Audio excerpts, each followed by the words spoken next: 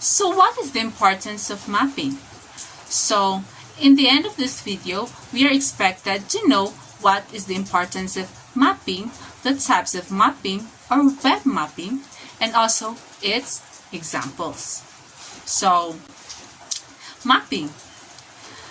Mapping is the making of a map or a matching process where the points of one set are matched against the points of another set. So, ang ibig sabihin ng mapping is yung parang paglilink ng isang point sa isang another point. For example is yung creating a map to get to your office, or creating a map to get to your school, or house or home, and other locations. Now, let us proceed in web mapping. So what is web mapping? So web mapping or an online mapping is the process of using maps, usually created through geographic information systems on the internet, more specifically in the World Wide Web.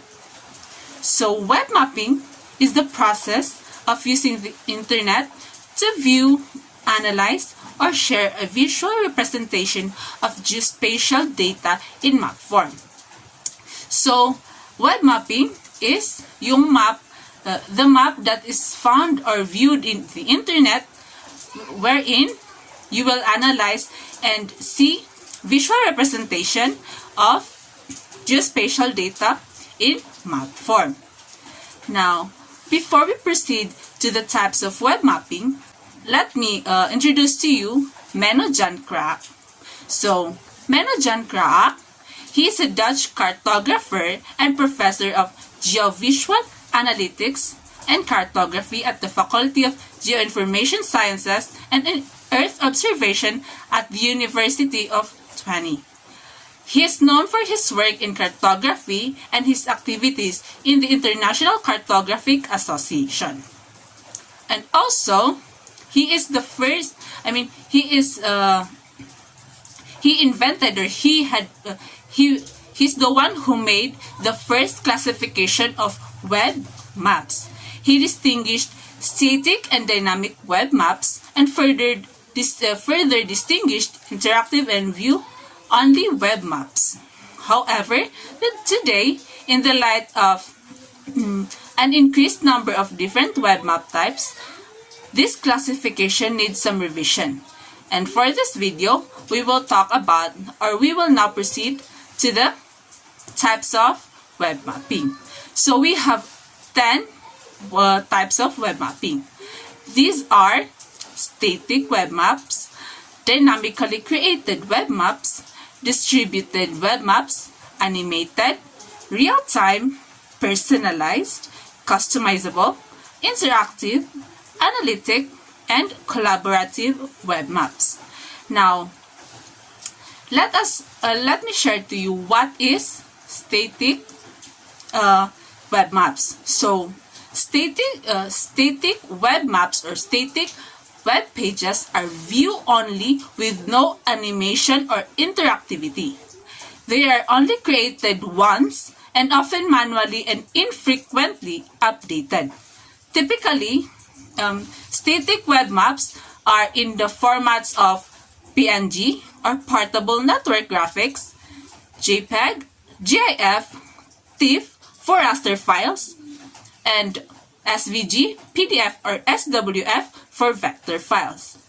So often, these maps are scanned paper maps and had not been designed as screen maps. So paper maps have a much higher resolution and information density than typical computer displays of the same physical size, and might be unreadable when displayed on screens at the wrong resolution.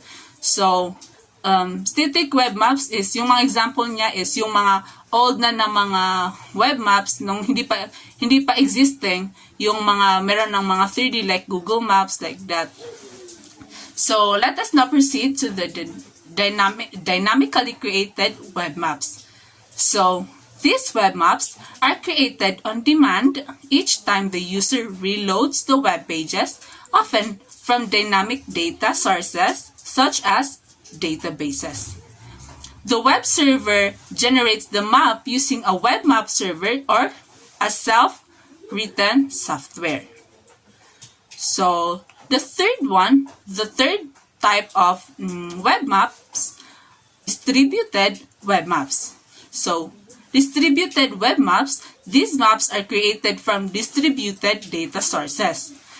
The WMS protocol offers a standardized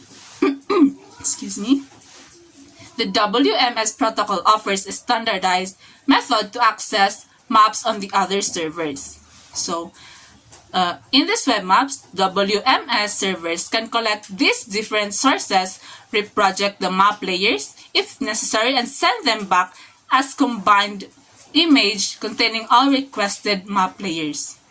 One server may offer a topographic-based map, while other servers may offer thematic layers. Now let us proceed to the fourth type of web maps. So the fourth type is the animated web maps. So animated web maps or animated maps show changes in the map over time by animating one of the graphical or temporal variables. Various data and multimedia formats and technologies allow the display of animated web maps. So, example ng mga web maps are the weather maps, maps displaying dynamic natural or other phenomena such as water currents, wind patterns, traffic flow, trade flow, communication patterns, and so on. So, itong mga animated web maps na ito yung parang ito yung mga animated na graphical or temporal variables. Now, for the fifth web map types of web maps is the real-time web maps. Now, what is real-time web maps? So, real-time web maps or real-time maps show the situation of a phenomenon in close to real time.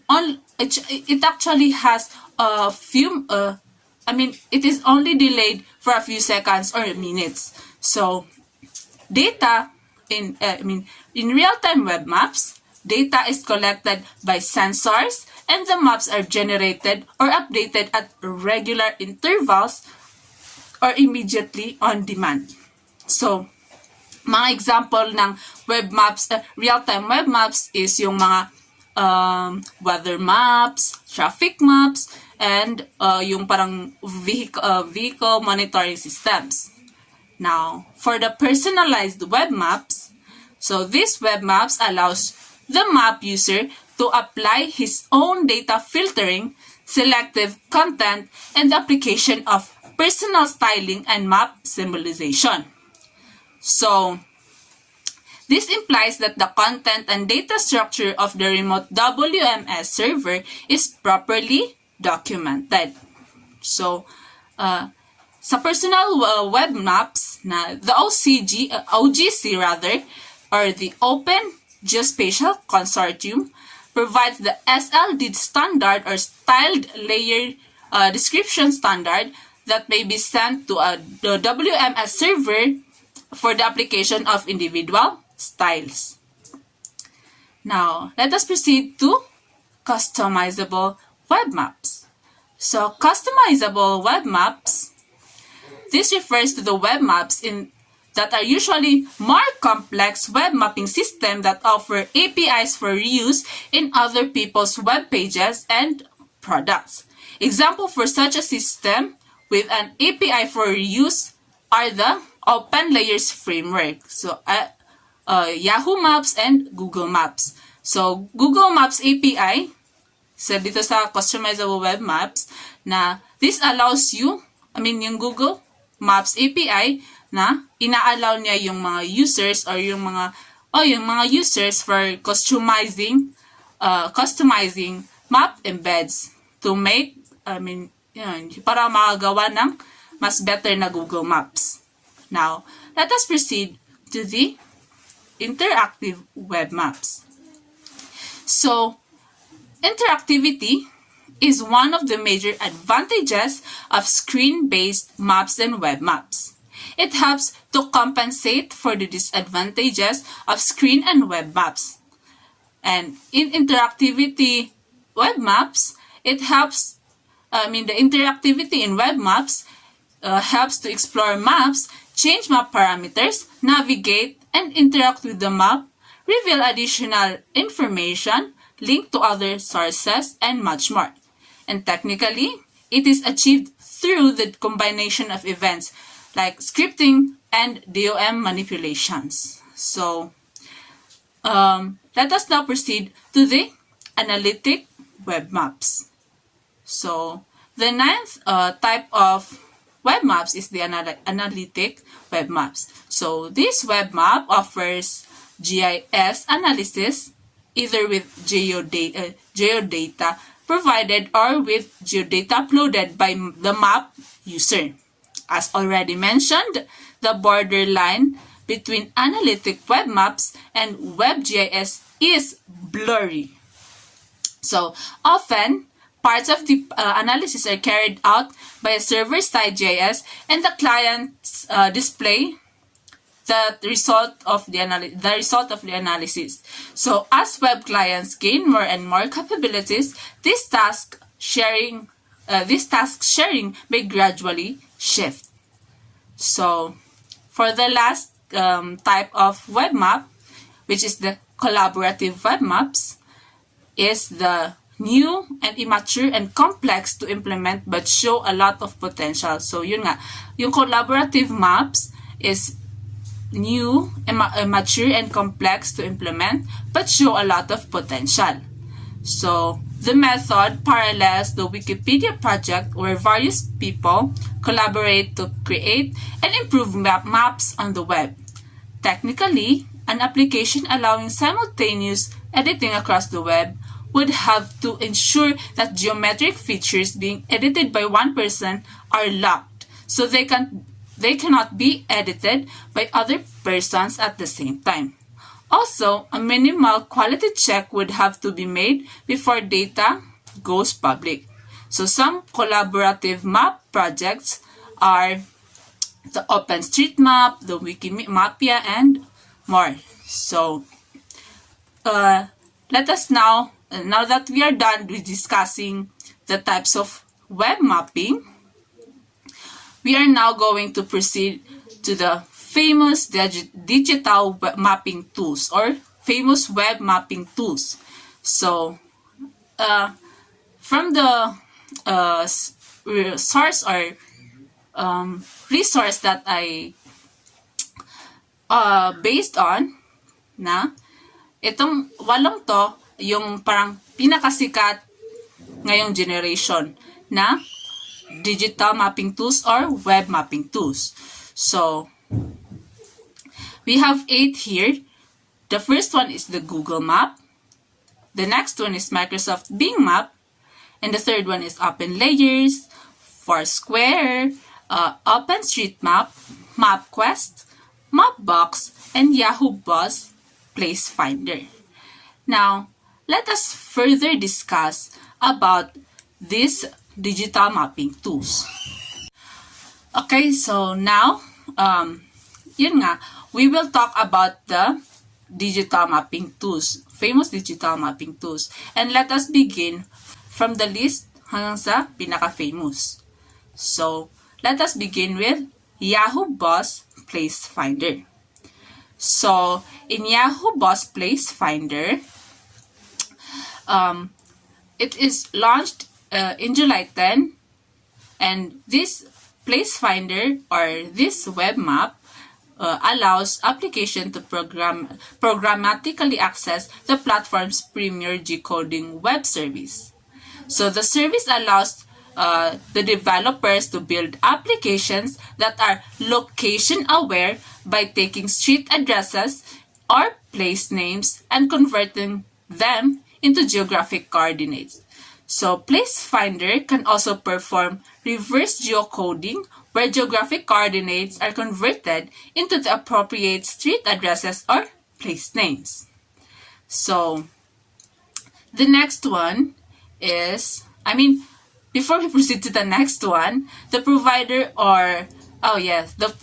of this web map is Yahoo. Now, let us now proceed to the next one, which is the Mapbox. So, the provider of this the provider of this web map is Mapbox. So, Mapbox provides a suite of digital mapping tools that allow custom maps to be quickly and easily added to applications. So, this platform is an open source and features textures, illustrations, custom markers, vector tiles, static maps, geocoding, and more. So Mapbox offers 5 plans ranging from a 3-starter plan to a high-volume enterprise plan. So Mapbox provides APIs and SDKs and other tools that developers can use to add dynamic maps and Mapbox technology to their applications. So the platforms also features Mapbox Editor, which is an online editor that allows users to quickly build custom maps using their own data. So data can be imported from a spreadsheet file or GeoJSON, KML, or GPX. So the API documentation is well designed and easy to follow. So Mapbox also provides a lot of live demos and code samples that developers can use as a starting point for their applications. Now, while Mapbox is relatively newly compared to Google Maps, just to add, so Mapbox was founded in 2010. So while Mapbox is relatively new compared to Google Maps, the company has been working hard at adding new functionality and engaging features to help set it apart from other digital mapping companies. So the next one is MapQuest. So in this web mapping tool or digital mapping tool, the provider of MapQuest is MapQuest. So this web mapping tool or digital mapping tool offers a nice selection of digital mapping products, including the MapQuest.com website.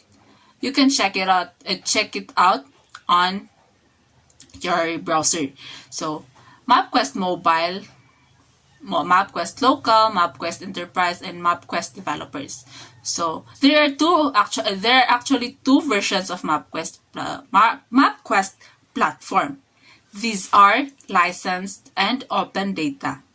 Now, the licensed data platform is available with a MapQuest Enterprise Edition license, and while the open data platform is available with a free and open license.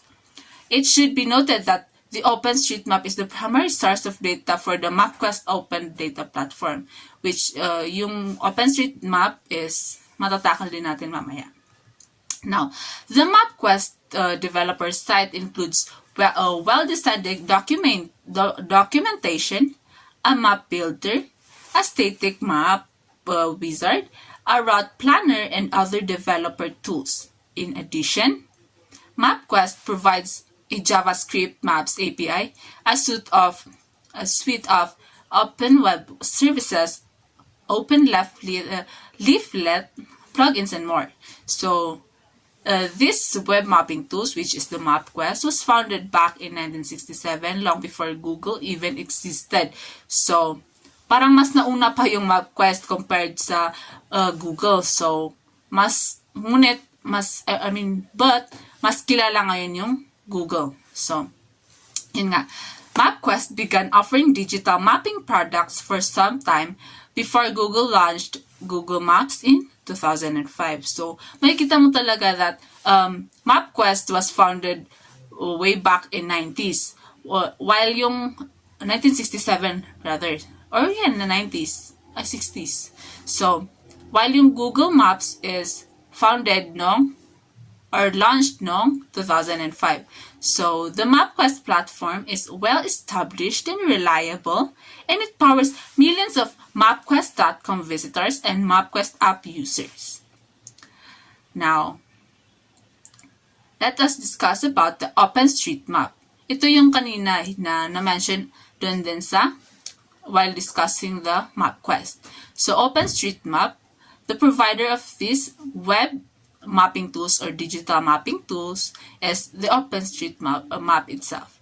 So OpenStreetMap is a project maintained by a large group of volunteers that create and distribute geographic data for the world for free. A lot of applications such as Watercolor by Stamen, HWiki, and OpenWeatherMap use OpenStreetMap data.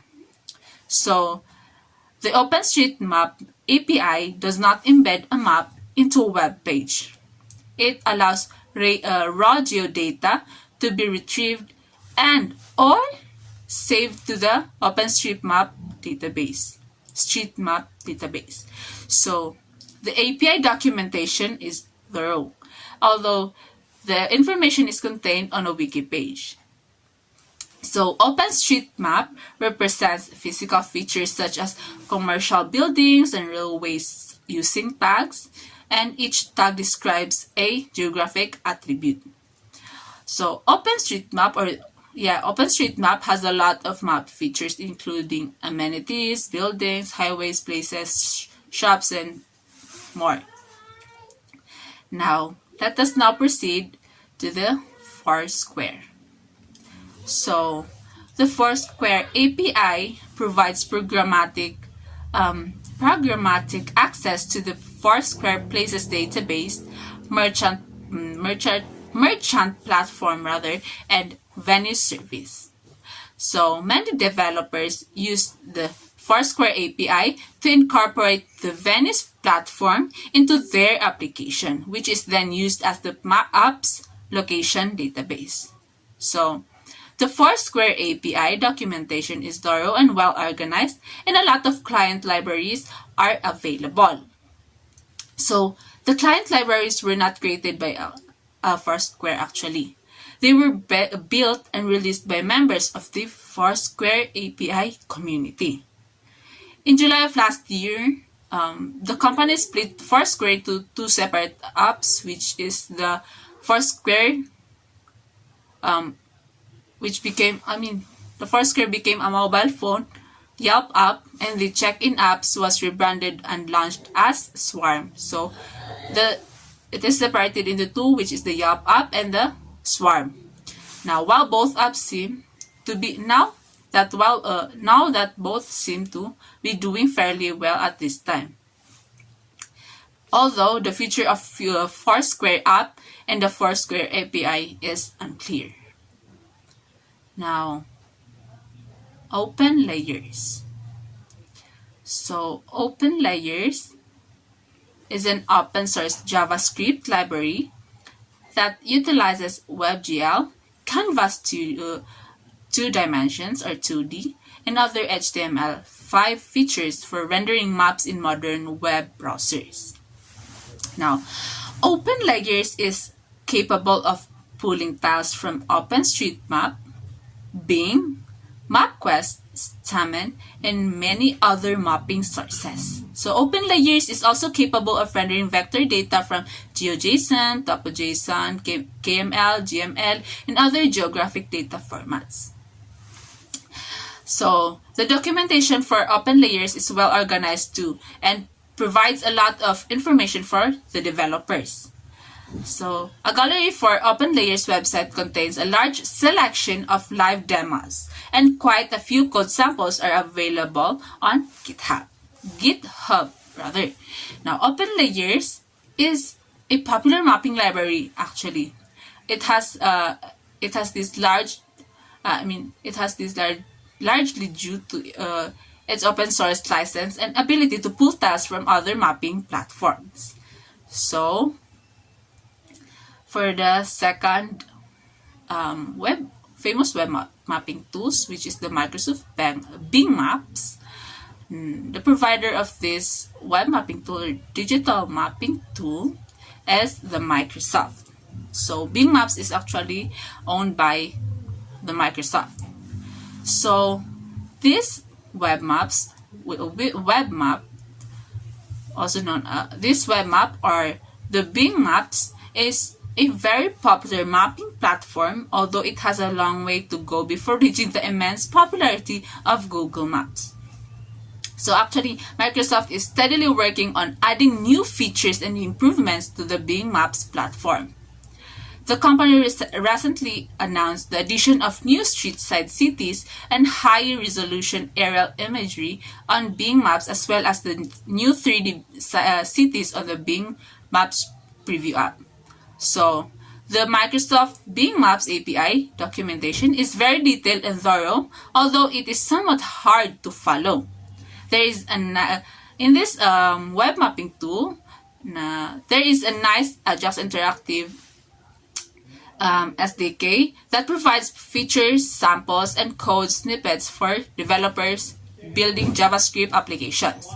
So as Microsoft adds more features and functionality to the Bing Maps platform, developer adoption and the overall popularity of Microsoft Bing Maps should grow steadily, just like how Google Maps grow.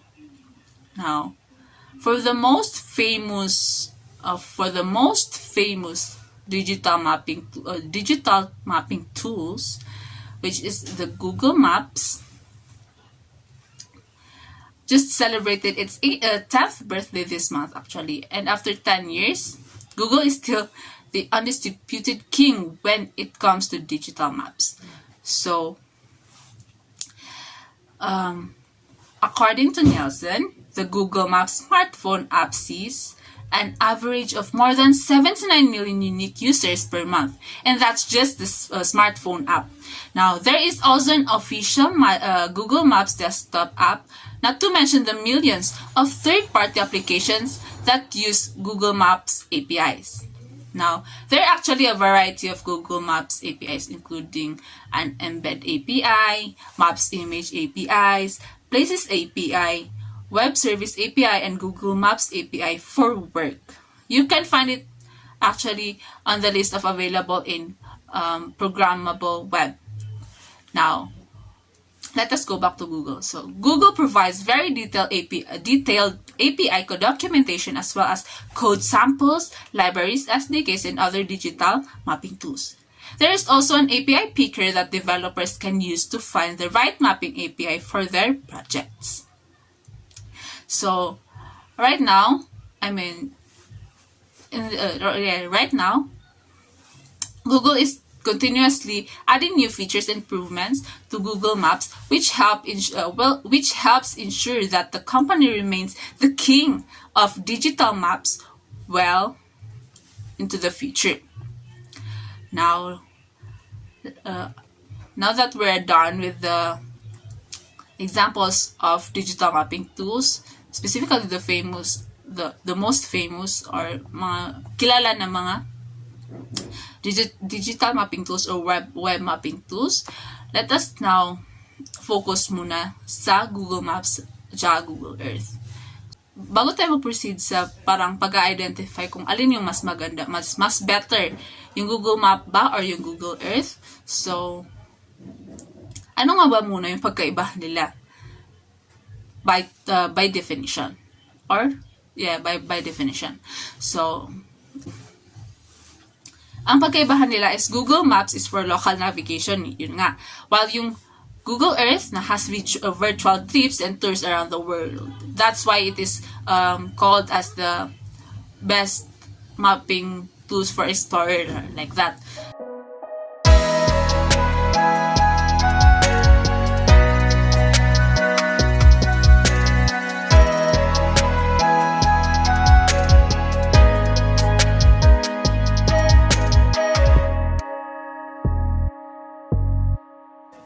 Before I end this video, why is mapping important? So, maps represent the real world on a much smaller scale. So they help you to travel from one location to another, and they help you to organize information, and also they help you to figure out where you are and how to get where you want to go. Just like what I mentioned sa una, nung dinefine yung mapping. So, mapping is important talaga to know where you are or kung paano makapunta sa isang location. So, maps is also important because it helps you to see what is around you, or help you see where you're going, where you are, gaya nga nung sinabi ko kanina, and where you've been.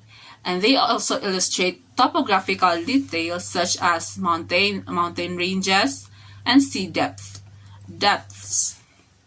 So, by learning this one, it is also important that we learn why maps are important, because they remind us that we are all living on the same planet. That with the current social, economic, and political climate, it's easy to believe that our world is ruptured, that we're too different, that we should focus on issues closer to home, but spend a bit more time, bit of time rather, looking at the shapes that makes up the Earth's land masses, and you'll notice the tessellates. So, whether we may be, we are all citizens of this world. So, it exactly remind us that we are all living on the same planet. So, that's all for this discussion. I hope you learned something out of it. So, thank you and wassalam.